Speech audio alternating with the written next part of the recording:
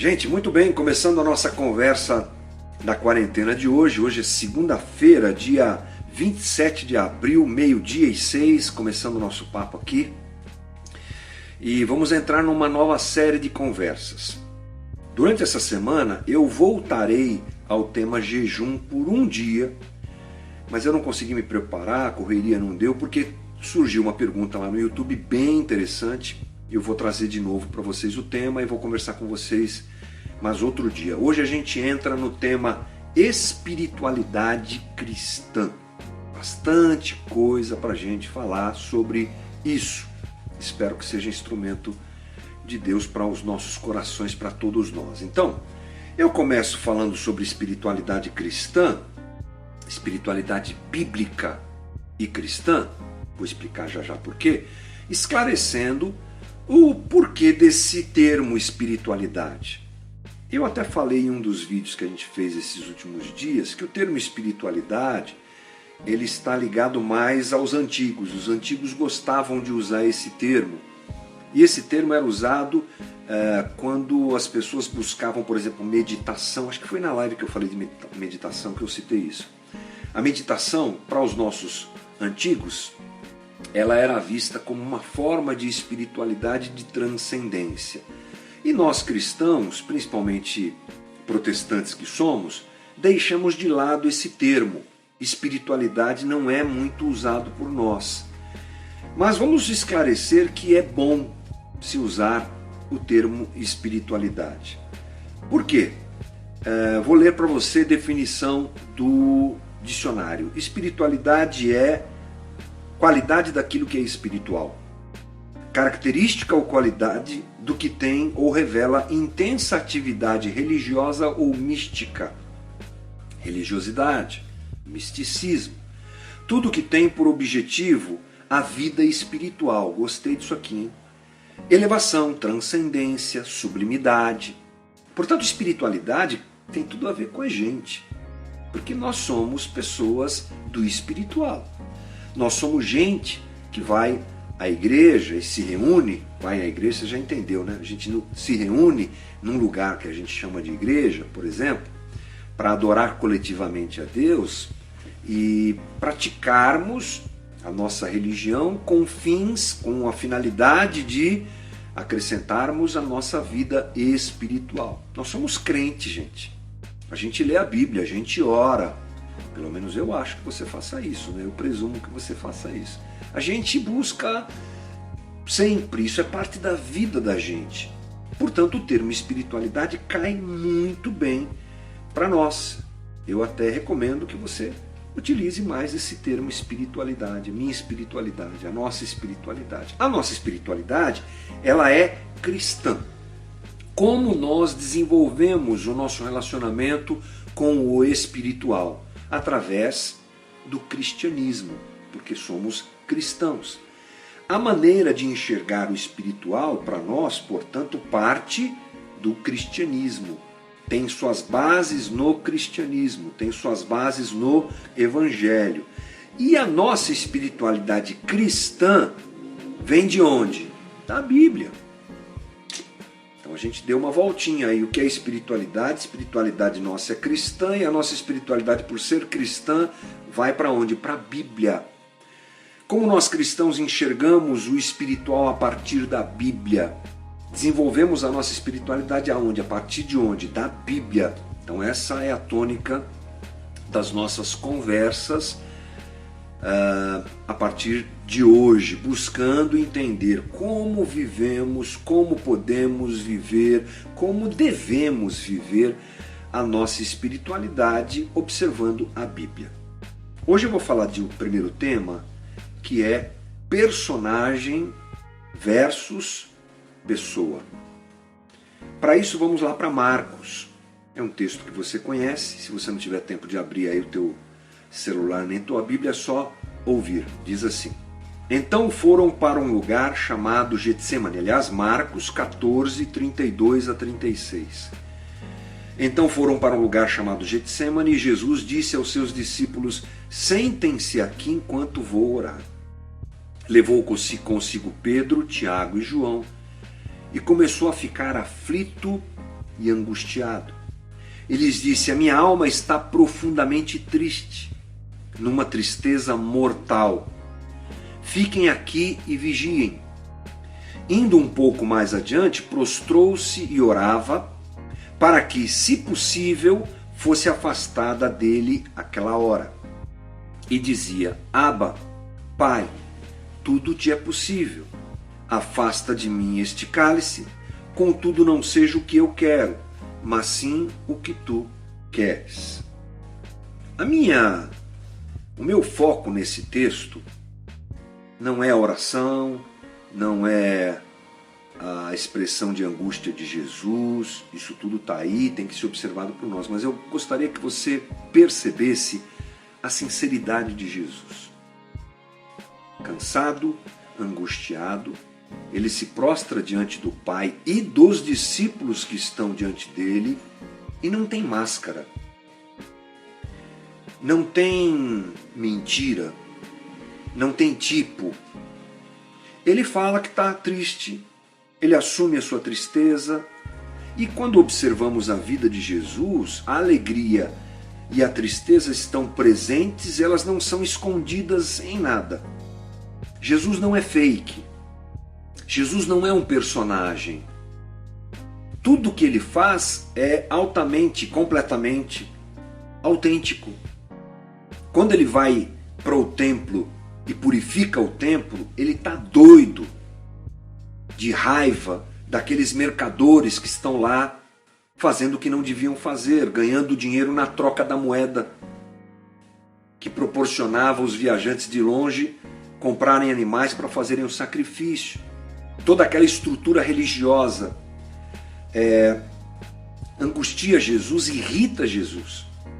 Quando ele sabe da morte de Lázaro, ele chora. Quando ele é questionado pela sua mãe, diante da necessidade do casamento em Caná da Galileia, de que não havia mais vinho, o que é que eu tenho contigo? Ainda não chegou a minha hora. Não é um desrespeito, aliás, isso, mas é uma verdade de expressão. Jesus é completamente autêntico. Jesus não tem uma cara, uma máscara, um jeito de ser. Ele é quem ele é.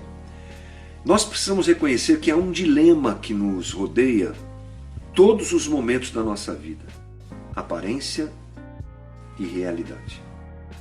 Aparência e realidade. Parece que a gente se esquece que Deus contempla o nosso coração e nos conhece absolutamente. 1 Samuel 16, você vai se lembrar, quando Davi é escolhido para ser rei de Israel, aquela situação toda do profeta que vai ungir Davi como rei de Israel, há uma frase lá que é a frase básica de uma conversa como essa: o Senhor não vê o homem, o Senhor não vê como homem, o homem vê a aparência, mas o Senhor vê o coração. O Senhor vê o coração. 1 Samuel 16, 7. Definitivamente Deus não pode ser enganado pela nossa maquiagem, pelo nosso jeito de ser, pelo nosso comportamento, pela nossa maneira fake de ser.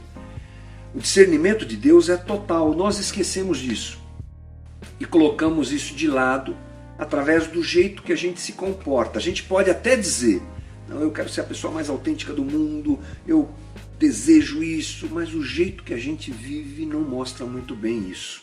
Nós vivemos numa sociedade cosmética. Você sabe disso, né? A aparência, ela é muito, mas muito, muito valorizada nesses dias. Nós entramos nesse caminho, somos influenciados por isso. Avaliamos os outros assim. Nós avaliamos as pessoas assim.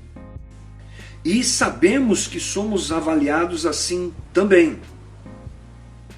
Criamos esse jogo de aparência. Criamos esse jogo de relacionamento. O que é importante é o que vem a respeito de mim, não o que eu sou e não quem eu sou. Avaliamos as pessoas assim, o importante é a aparência da pessoa e não o que ela é ou quem ela é. Observamos o externo como a gente costuma dizer, a capa do livro. Observar o interior e o conteúdo, para nós, não é relevante, infelizmente. Tudo tem a ver com estética, tudo tem a ver com aparência. E por causa disso, nós vivemos uma esquizofrenia espiritual. Porque nós transferimos essa realidade para a nossa espiritualidade, aí que a gente chega na espiritualidade. Essa loucura de fake, de ser fake, ela é o nosso comportamento social, mas isso se alojou, se infiltrou na nossa espiritualidade. Em cada lugar que nós estamos, nós nos preocupamos em apresentar uma espiritualidade. Ela é vista também. E ela também é tratada de maneira cosmética. Então nós temos uma ambiguidade, uma esquizofrenia na nossa espiritualidade. Apresentamos uma espiritualidade para os outros, mesmo não sendo ela a nossa realidade.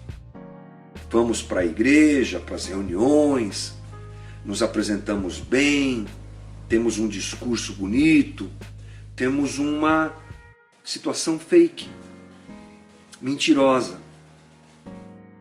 superficial e não real. A nossa espiritualidade está contaminada pelo jeito de ser da nossa sociedade. Apresentamos um discurso, uma oração, uma santidade no jeito de falar e de ser, inclusive adotamos aquilo que apresenta isso. Então, alguns anos atrás, por exemplo, as pessoas muito espirituais, elas andavam de Bíblia debaixo do braço, elas andavam de terno, você lembra disso? Eu vivi essa coisa. Ela ainda existe, eu sei, principalmente para os mais tradicionais, assim, as pentecostais, né? Aquela coisa da aparência, os irmãos que andam de terno e tal, e eles adotaram um estilo exterior de espiritualidade, não pode passar batom, não pode usar brinco. Eu sei que isso já está ficando cada vez mais para trás. Nos rincões do Brasil, isso ainda é uma realidade.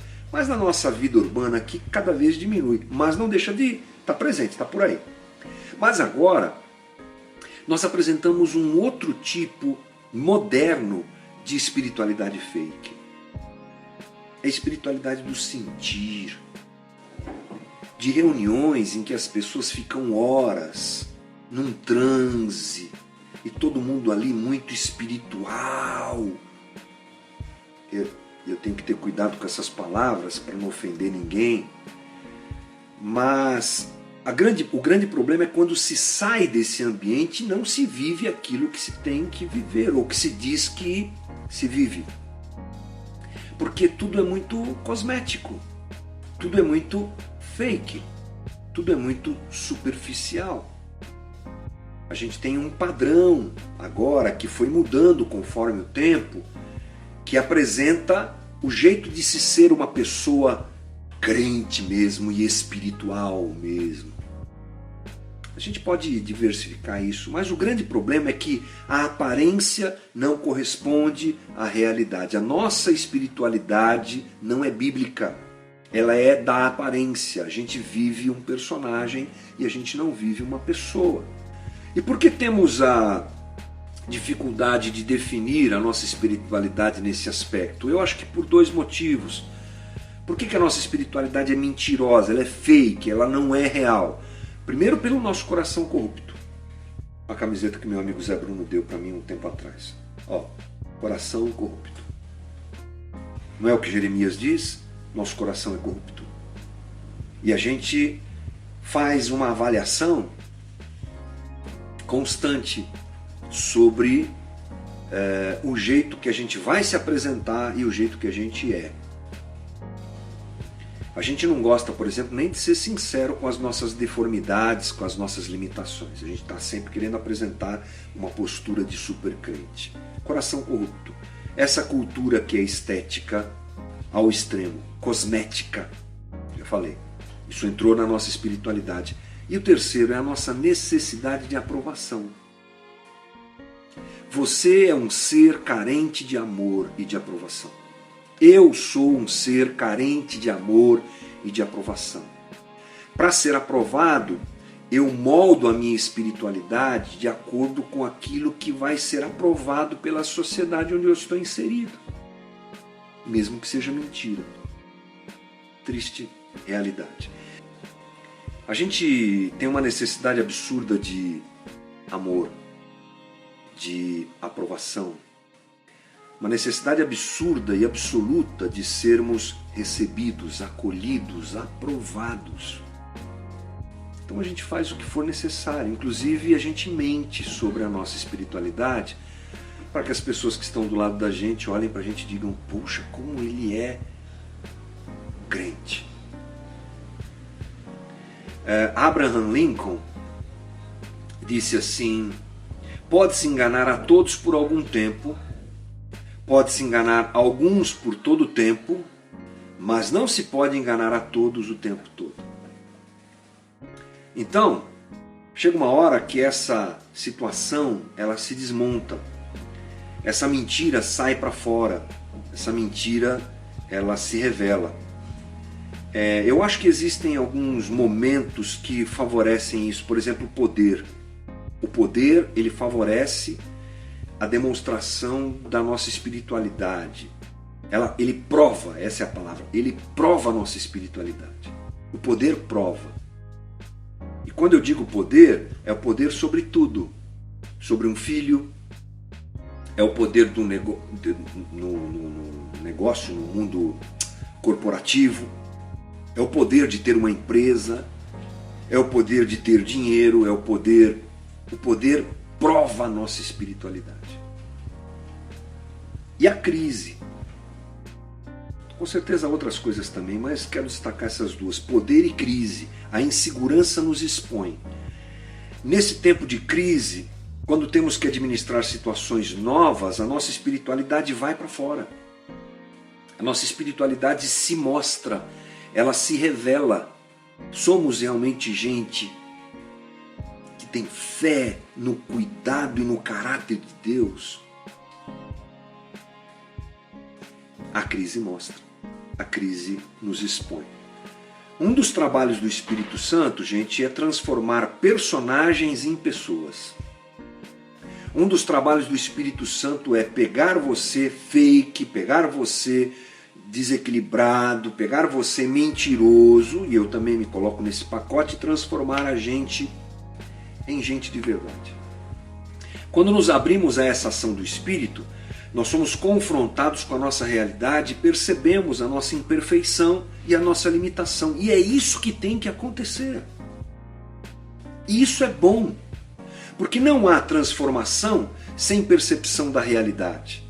Enquanto a gente ficar se enganando, enquanto a gente ficar olhando para a gente e não nos percebendo como somos, pecadores absolutos, carentes da graça de Deus, e aceitarmos isso como realidade e percebermos que a gente não tem que provar nada para ninguém, porque quem nos aceita do jeito que somos é Deus, estamos libertos. A partir do momento que nos percebemos pecadores, absolutamente, e percebemos o amor de Deus que absolutamente nos ama, apesar de pecadores, fechou a conta. Estou resolvido. Não preciso ficar bancando de espiritual. Porque eu sou um ser pecador, mas amado de Deus. A partir daí vamos construindo a nossa espiritualidade adequadamente. Se temos valores, esses valores são graça de Deus que vem sobre a gente. E eles vão sendo expostos. Começamos a exercer as nossas vocações, a nossa vocação. Começamos a utilizar os dons de acordo com essa perspectiva de pecado, pecador e misericórdia que me alcança. Não uso o dom para aparecer, não uso o dom para dizer que sou grande espiritual. Uso o dom porque Deus misericordiosamente me cedeu aquele dom, enfim. A dificuldade é saber lidar com o erro. Temos medo do que o outro vai fazer com o nosso erro. Nosso erro espanta as pessoas e temos medo disso. Essa cultura que está presente no cristianismo hoje, ela é fruto do caminho que nós escolhemos como cristãos, o caminho do perfeito e da vitória. A gente construiu um sistema de espiritualidade não bíblico. É do crente que é perfeito e que é vitorioso em tudo. E a gente não vê testemunho, a gente só vê testemunho, né? A gente não tem espaço na nossa vida religiosa, a gente não tem espaço na prática da nossa espiritualidade para assumir erros. Você só tem culto da vitória. Cadê o culto da derrota? Ô pastor, eu quero aqui confessar meu pecado, eu traí minha mulher. Você já viu alguma coisa do tipo? Dificilmente. Ô gente, eu quero confessar aqui que eu roubei o patrão da minha empresa.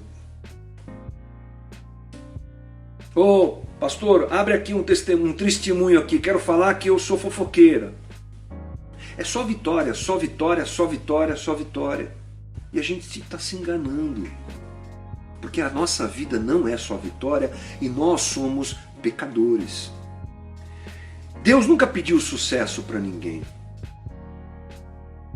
Deus nunca pediu sucesso para ninguém. Isso é um engano da nossa sociedade e da espiritualidade que a gente desenvolveu nesses tempos. Então, pense como você reage ao erro do outro e à debilidade do outro, porque essa é a maneira de você perceber como você lida com a sua própria debilidade. Esse é um caminho. Como é que eu lido com um irmão que confessa que adulterou? É um vagabundo, tá vendo? Sabia, santarrão, santo do paoco, né? Isso que lá. Não é verdade? A gente julga, condena e não acolhe, não abraça. Quando eu faço isso com outro, é porque eu faço isso comigo. E eu não quero admitir que sou pecador.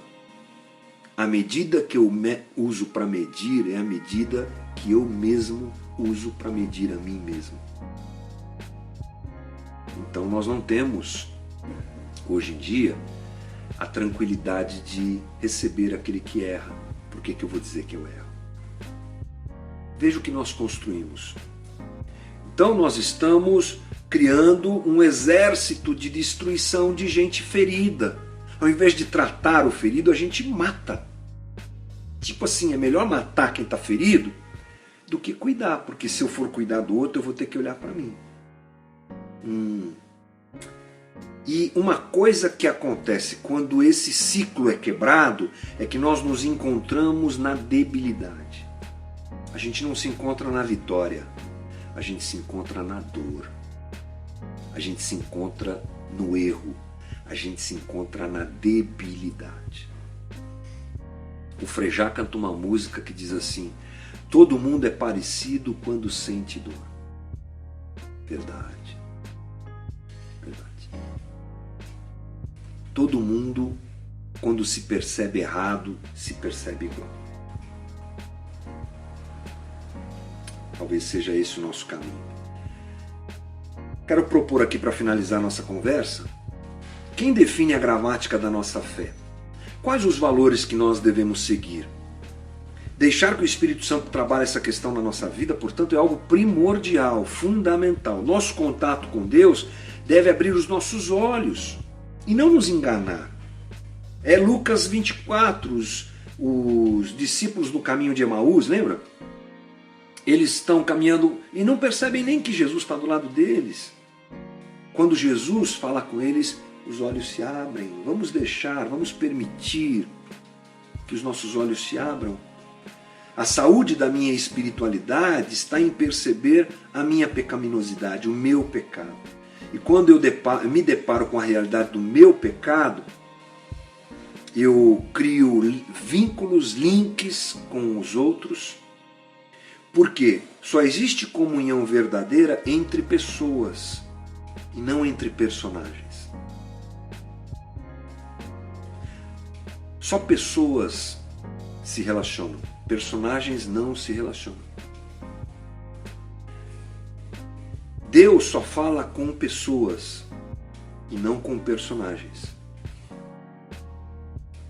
Todos os homens que Deus alcançou, Ele os alcançou e deixou claro que eles deveriam se perceber adequadamente, se conhecerem adequadamente.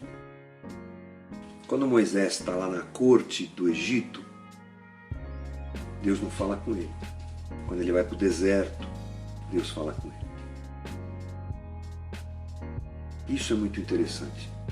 Tem que haver quebrantamento e percepção do nosso erro para a gente falar com o outro na medida certa e para Deus falar com a gente como Ele quer falar, porque Deus não fala com personagens, Deus fala com pessoas.